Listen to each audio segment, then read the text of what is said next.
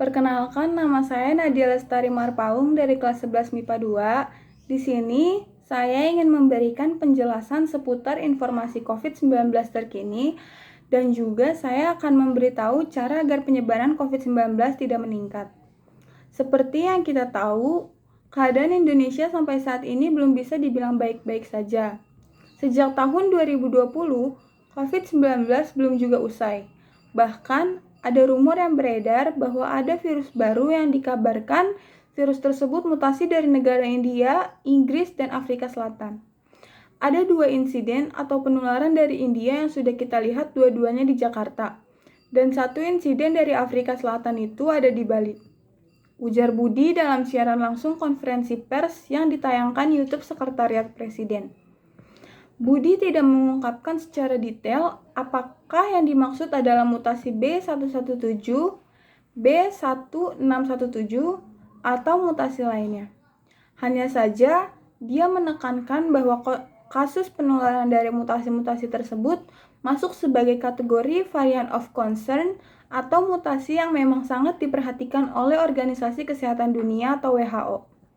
Menurut statistik peta sebaran covid19.go.id, 1.797.499 jiwa terkonfirmasi, 98.405 kasus aktif, 1.649.197 jiwa sembuh, 49.907 jiwa meninggal, 16.372.837 jiwa total spesimen diperiksa, 11.759 jiwa orang diperiksa, 15.703.583 jiwa telah melakukan vaksinasi pertama, dan 10.359.996 jiwa telah melakukan vaksinasi kedua. Jika dilihat dari statistik COVID-19 di dunia, Indonesia menempati posisi ke-18 dari kurang lebih 222 negara yang terjangkit COVID-19. Dan di posisi pertama, statistik COVID-19 di dunia yaitu USA dengan total 33.999.680 jiwa terkonfirmasi. Di posisi kedua yaitu India dengan total 27.555.457 jiwa terkonfirmasi. Dan posisi ketiga Brazil dengan total 16.342.162 jiwa terkonfirmasi, dan yang lainnya bisa kita lihat dari internet. Vaksin COVID-19 juga telah tersedia di Indonesia. Program vaksinasi pun mulai dijalankan oleh pemerintah sebagai salah satu upaya untuk memutus rantai penyebaran infeksi virus corona dan menekan angka kasus COVID-19 yang masih terus meningkat. Vaksin adalah zat atau senyawa yang berfungsi untuk membentuk kekebalan tubuh terhadap suatu penyakit. Kandungan vaksin dapat berupa bakteri atau virus yang telah dilemahkan atau dimatikan, bisa juga berupa bagian dari bakteri atau virus tersebut. Vaksin dapat diberikan dalam bentuk suntikan, tetes minum, atau melalui uap atau aerosol.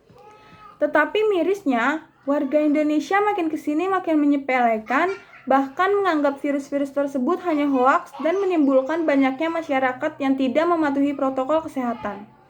Bisa kita lihat di sekeliling kita, banyak orang berkeliaran tidak memakai masker, banyak orang yang berkumpul-kumpul tanpa menjaga jarak, tidak mencuci tangan ketika baru pulang dari luar, dan masih banyak lagi. Padahal, untuk menurunkan kasus COVID-19 dibutuhkan kepatuhan dalam melakukan protokol kesehatan. Bukan cuma itu, kekebalan tubuh atau imunitas juga menjadi hal wajib untuk diperhatikan, karena imunitas tubuh tidak akan bisa tercapai dengan baik jika tubuh tidak sehat. Imunitas atau daya tahan tubuh merupakan sistem perlindungan tubuh terhadap serangan penyakit. Selain menjalani vaksinasi, mencukupi asupan nutrisi, beristirahat yang cukup, berolahraga secara teratur, serta meredakan stres juga perlu dilakukan untuk memperkuat imunitas tubuh. Jika kekebalan tubuh atau imunitas kita menurun, virus bisa dengan mudah menyerang tubuh kita. Dikabarkan juga, sekolah akan mulai tatap muka di bulan Juli tahun 2021 dengan syarat siswa-siswi yang boleh mengikuti sekolah tatap muka harus memiliki tubuh yang fit dan mematuhi protokol kesehatan yang telah dianjurkan oleh sekolah.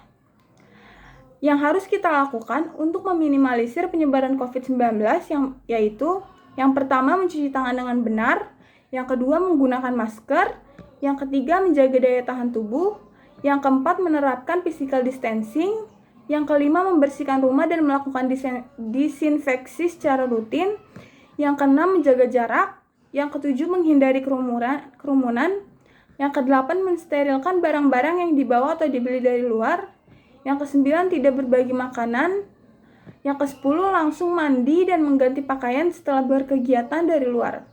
Sekian penjelasan saya terkait informasi COVID-19 terkini. Kurang lebihnya mohon maaf. Terima kasih.